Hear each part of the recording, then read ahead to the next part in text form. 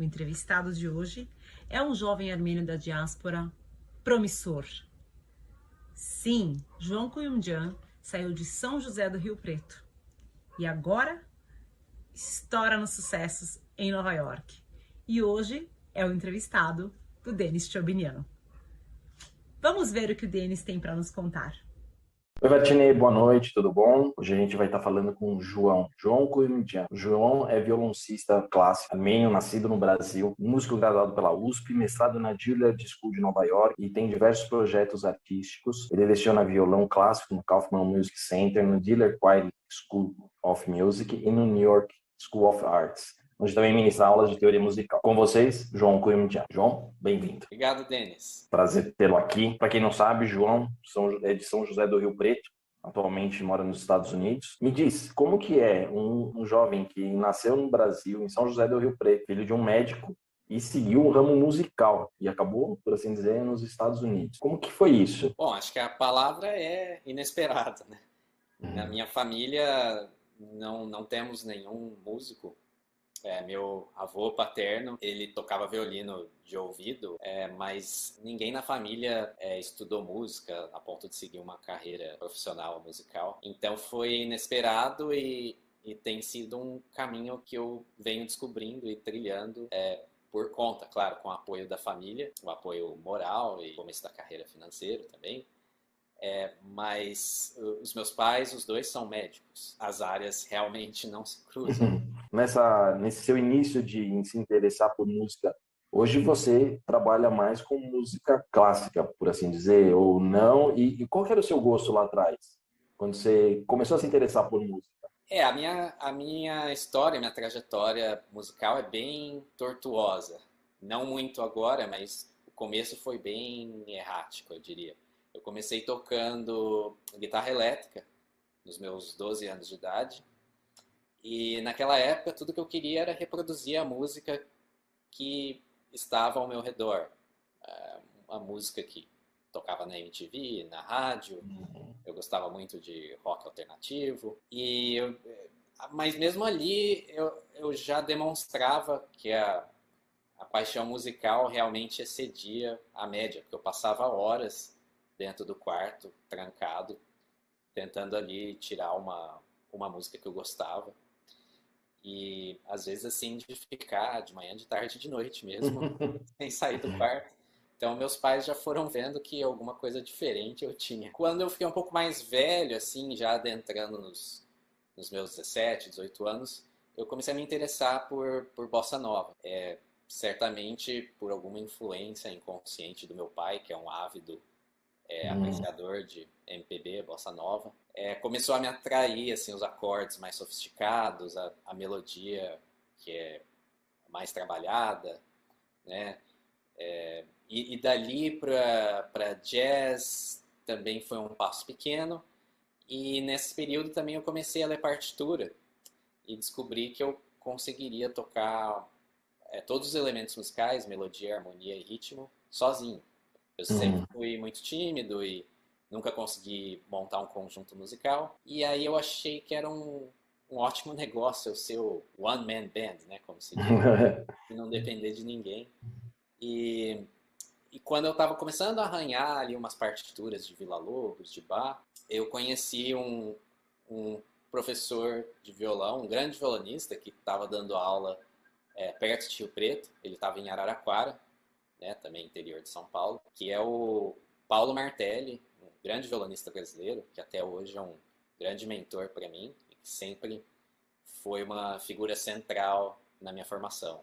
E ocorreu que, por sinal, ele havia feito parte da educação musical dele em Nova York, na Juilliard School, e como ele sempre foi um ídolo, continua sendo um ídolo, tudo que eu queria era ser igual a ele, era fazer música no mesmo calibre que o Paulo Martelli. Então eu segui os passos que ele seguiu. Na época eu ainda estava um pouco cru, faltava assim um pouco de embasamento formal nos meus estudos musicais. Então primeiro eu fiz a USP, por orientação do Paulo Martelli. Eu fazia aulas com o Paulo Martelli particular e fiz a graduação em violão erudito pela ECA USP, sob a orientação também do professor Dr. Edelton Gloeder, que também é um grande violonista brasileiro. Mas assim que eu concluí o bacharelado, né, que eu terminei a faculdade, eu segui com um plano inicial, que era vir para a Juilliard. Então, assim que eu me formei, eu me preparei para os exames, vim para os Estados Unidos, fiz os testes e, felizmente, fui aprovado com bolsa de estudos também. E ali começou-se uma outra etapa da minha carreira, já num âmbito mais profissional. Inclusive, você acabou fazendo algum projeto deles lá aqui no Brasil, é isso? Isso, bom, só complementando, a Juilliard é uma das maiores escolas de música do mundo, mas, na minha opinião, o que faz dela um diferencial, o que destaca a Juilliard de outras grandes escolas mundo afora, é que ela também tem divisões de drama, né, teatro e dança. Então, ela, na verdade, é uma escola de arte performática. Então, é um convívio intenso, assim, com atores, com diretores, com dançarinos, dançarinas. E isso que é um grande diferencial da escola. Eu diria que é uma mente mais aberta para a arte performática. Você está em contato com outros artistas que não necessariamente são músicos. E todos fazendo o seu dever, fazendo a sua arte, num nível muito alto. Perfeito. E esse projeto que você acabou fazendo com eles, aqui no Brasil, você pode falar, dar uma apresentaçãozinha? Claro, eu sempre colaborei, mesmo antes de mudar para os Estados Unidos, com o projeto Guri, em São Paulo, que é um projeto social via educação musical, projeto de inclusão social, através de um programa musical sério nas periferias de São Paulo. Eu tenho um grande amigo que é professor de violão no projeto Guri Santa Marcelina, que é o professor, violonista e teorbista Alexandre Ribeiro. Então eu visitava as turmas de violão de alunos dele e fazia lá uma masterclass, uma palestra, periodicamente. Quando eu vim para a Juilliard, eu descobri que a escola poderia financiar um projeto de aluno durante o verão, né, que é nessa época agora, que é inverno no Brasil. Então eu montei um projeto, submeti para a escola e felizmente o projeto foi aprovado. Então eu recebi uma verba para fazer um circuito de concertos, concertos interativos, masterclasses, ensaios, concertos com os alunos do projeto Guri Santa Marcelina, em São Paulo.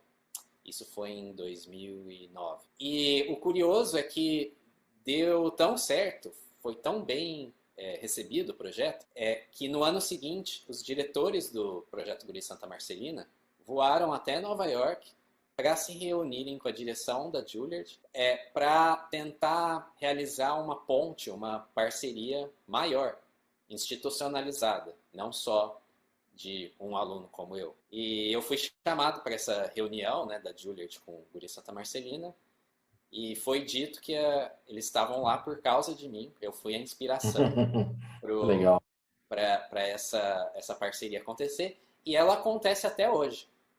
Nessa época, sempre a Juilliard envia alguns músicos, seja um conjunto de jazz, ou um conjunto de música contemporânea, ou um trio, ou um quarteto, eles sempre enviam alunos ou professores ou conjuntos da Juilliard para excursionar no projeto Guri Santa Marcelina. Então eu tenho muito orgulho desse projeto, porque foi uma semente, um projeto pequeno que desabrochou numa parceria que dura até hoje, né, de mais de 10 anos já, quase 15, inclusive. Estamos no Conexão Armênia, eu não tenho como não perguntar como que a Armênia te influencia. Como te influenciou lá atrás, como te influencia hoje no seu expertise, que é música. Como está sendo, como é a Armênia para você? Bom, Denis, a Armênia, como você disse, está sendo para mim.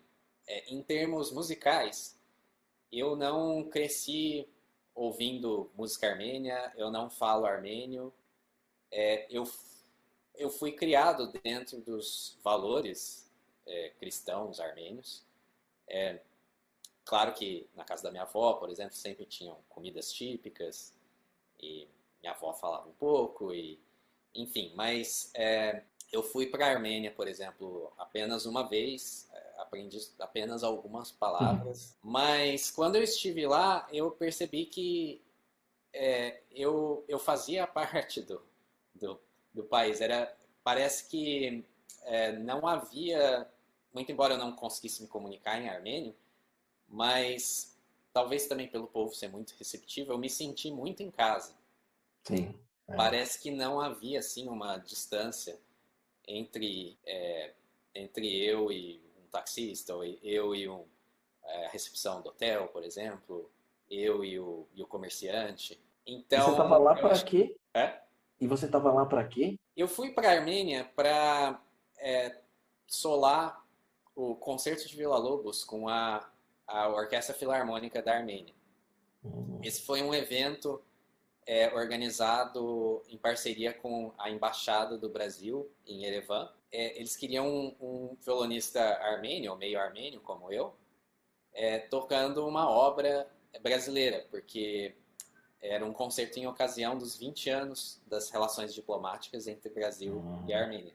Então, eu passei uma semana lá, toquei o concerto, que inclusive está disponível no YouTube, e foi uma semana mágica, assim, que eu, pela primeira vez, religuei, conectei, né, com o povo dos meus antepassados. E embora tivesse a barreira do idioma, foi uma conexão muito fácil, né, como eu venho falando. E eu não sei exatamente o porquê, mas alguma coisa no DNA, na maneira como eles se portaram e eu me portei, parece que os valores, muito embora eu sou armênio, minha família é armênia da diáspora, né, parece que os valores, o modo de criar os filhos, etc., transmite de geração para geração. Né? A honestidade, o trabalho duro, o valor à educação de ponta, enfim. É muito recente para mim explorar a música armênia. Eu acabei de lançar um disco agora, inteiramente dedicado à música armênia, e tem sido uma aventura para mim. Porque, como eu disse, eu não cresci com música armênia. Eu nunca toquei música armênia, por exemplo, junto a um músico local, ali de uma aldeia ou de Yerevan. Isso nunca aconteceu. Então tem sido um processo de descoberta e, como eu venho falando recentemente também, tudo que eu não sei, eu tento suprir com a minha imaginação do que é o ideal armênio.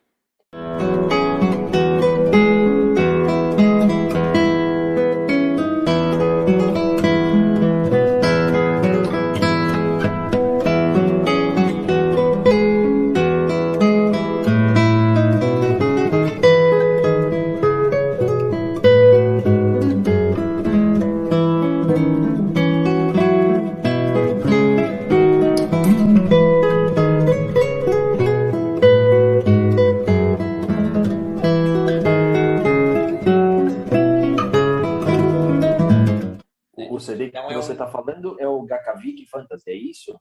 Isso, é um álbum inteiramente dedicado à música armênia, danças folclóricas armênias, canções folclóricas armênias e também composições originais para violão. É um disco inteiro instrumental de violão clássico, com canções, danças e composições originais para violão de compositores armênios ou de ascendência armênia. Legal. Eu vou colocar o link para quem quiser. Tá no Spotify. Aí eu vou colocar o link aqui. Aí podem acessar. Vai estar também na descrição do vídeo. E como está sendo a sua atuação no digital, João? Tipo, na internet, né? Na verdade. Porque hoje em dia a mídia física já não circula tanto quanto circulava, né? E como que tá, assim, como que você está atuando nesse ambiente? Esse lançamento último, por exemplo, até o momento a única maneira de você escutar ele é por plataformas digitais, como Spotify, Apple Music, Deezer. E eu quero lançar também a cópia física, né, o CD, mas primeiro eu quero organizar um concerto de lançamento para poder divulgar o disco e vender CDs também. O Spotify permite que você faça uma proposta para a inclusão do seu trabalho, das suas faixas, nas playlists editoriais deles. Então eu venho obtendo sucesso com esse lançamento de música armênia, com o Gakavik Fantasy. Eu consegui que uma das minhas faixas fosse parte, né, integrasse uma das playlists do Spotify. Então, atualmente eu estou com um pouco mais de 60 mil ouvintes mensais no Spotify. Caramba. É muito difícil se preparar e gravar um disco, ainda mais com obras inéditas, arranjos inéditos. E a gente está falando de anos de preparo e de gestação. E é muito gratificante quando você lança e você sabe que o trabalho está atingindo dezenas de milhares, se não centenas de milhares de ouvintes. Isso é o que todo músico quer. Ele quer fazer música e quer compartilhar a música que lhe faz feliz. Eu gosto de ter um CD, conta de encarte e tudo mais. Então vamos esperar ansioso aí. O que a gente pode esperar do João para o futuro? O que a gente tem aí por vir? Bom, no momento eu estou trabalhando para divulgar esse trabalho e estou procurando, inclusive, oportunidades para lançar esse disco no Brasil. Eu gostaria muito de realizar um concerto de lançamento junto à comunidade armênia, claro, né, de preferência. Então, isso é o que as pessoas devem esperar nos próximos meses, ou daqui mais ou menos um ano, concertos promocionais do álbum armênio Gakavik Fantasy. Para depois disso, ainda está incerto.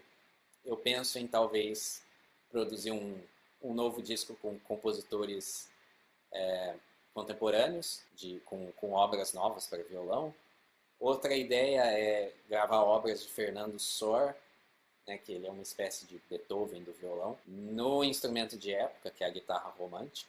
É um violão um pouco menor do que o que a gente tem hoje, tem um som um pouco mais intimista e doce, mas não tenho planos concretos, assim, físicos. Então, ainda projetos vindouros ainda serão gestados. Muitíssimo obrigado pela entrevista.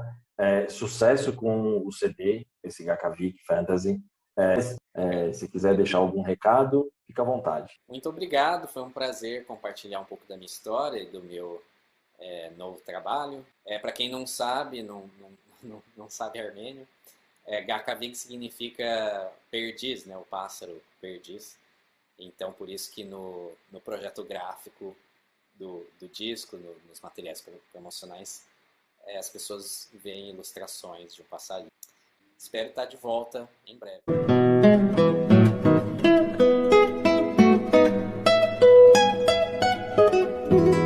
Uma aura de harmonia.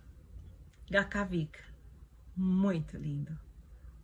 Disponível para ser baixado no Spotify e nas diversas plataformas. Na descrição do nosso vídeo do YouTube, você poderá encontrar a forma de ter o seu Gakavik em casa. Parabéns, João. Você é um orgulho para os brás armênios.